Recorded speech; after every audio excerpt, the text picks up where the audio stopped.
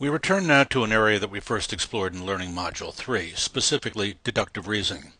We saw earlier that deductive reasoning and certain concepts closely associated with it, such as validity, are very much about form and rule-governed operations.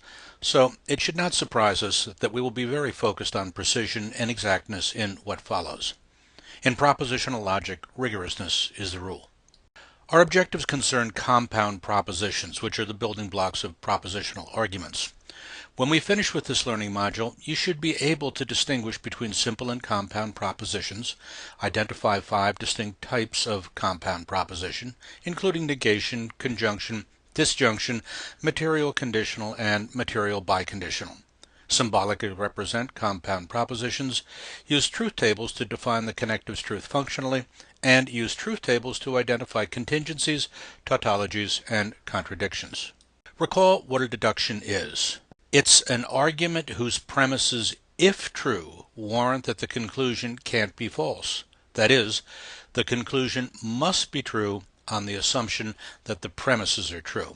You'll also remember that the statements that an argument contains are propositions, which means that they must be either true or false. Take a look at these 2 statements. If the Earth is a planet, then it moves. If the Earth does not move, then it's not a planet. You'll notice there's a relationship between the 2 statements.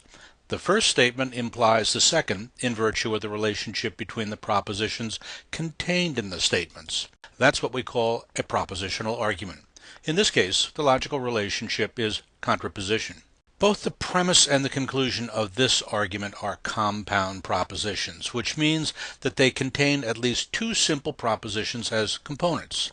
The simple propositions are the Earth is a planet and the Earth moves. But there's also some other stuff in here as well. The words if then and not. These words are the logical glue that holds these simple propositions together. They connect the simple propositions and so are called connectives. Here's a table of the truth functional connectives we'll be using along with their English equivalents. Negation can be rendered as not P, where P stands for any statement whatsoever. We could also say it's not the case that P. Conjunction is rendered as and, as in P and Q. Disjunction is expressed as an either-or statement, either P or Q. The conditional is captured by the hypothetical expression if-then, as in if P, then Q.